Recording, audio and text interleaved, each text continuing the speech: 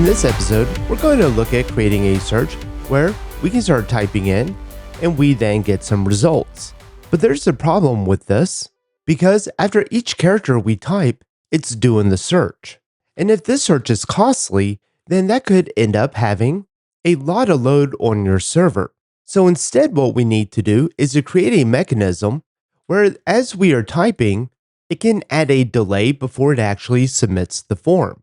This way, we still provide a good user experience without giving too much load on the server.